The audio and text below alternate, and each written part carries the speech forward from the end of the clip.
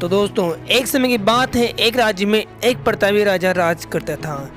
एक दिन उसके दरबार में एक विदेशी आगंतुक आया और उसने राजा को एक सुंदर पत्थर उपहार स्वरूप प्रदान किया। अब राजा वो पत्थर देख बहुत प्रसन्न हुआ।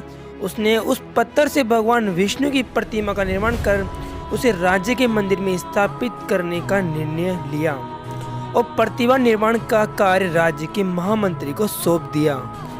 तब महामंत्री गांव के सर्वश्रेष्ठ मूर्तिकार के पास गया और उसे वो पत्थर देते हुए बोला, महाराज मंदिर में भगवान विष्णु की प्रतिमा स्थापित करना चाहते हैं।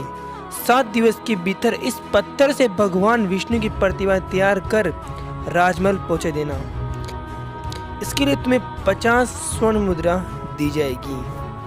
तब महामंत्री की बात सुनकर और 50 स्वर्ण मुद्रा की बात सुनकर मूर्तिकार खुश हो गया और महामंत्री के जाने के उपरांत उसने प्रतिमा का निर्माण कार्य प्रारंभ करने के उद्देश्य से अपने औजार निकाल लिए। अपने औजारों में से उसने एक हथौड़ा लिया और पत्थर तोड़ने के लिए उस पर हथौड़े से वार करने लगा, किंतु पत्थर जस का तस रहा। मूर्तिकार ने हथौड़े की कई बार पत्थर पे किए, लेकिन पत्थर नहीं टूटा।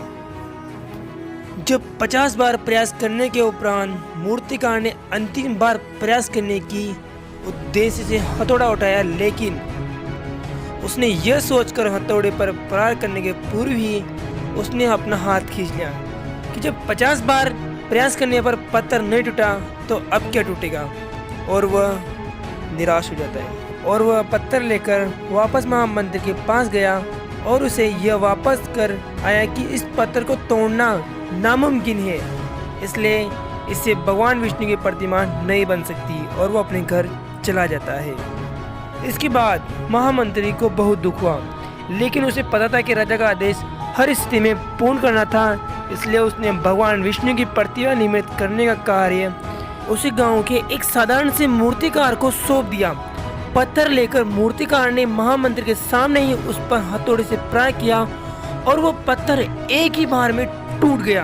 अब चूंकि पत्थर टूट चुका था तो उस साधारण मूर्तिकार उससे विष्णु की प्रतिमा बनाने के लिए जुट गया, लेकिन महामंत्री सोचने लगा कि काश जो पहला मूर्तिकार ने एक और अंतिम प्रयास किया होता तो हो सकता था वो 50 मुद्रा का हकदार बन जाता।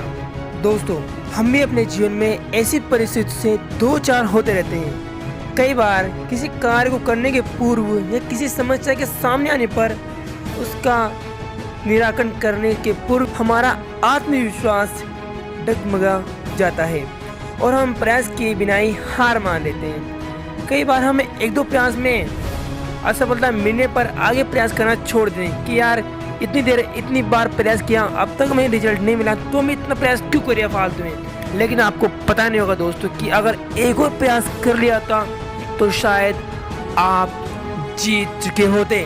दोस्तों, बार बार असफल होने पर भी तब तक प्रयास करना नहीं छोड़ना चाहिए जब तक सफलता नहीं मिल जाती। क्या पता जिस प्रयास को करने के पूर्व हम हाथ खींच लें वही हमारा अंतिम प्रयास और उससे हमें कामयाबी प्राप्त हो जाए। तो दोस्तों, इस वीडियो में इतना ही।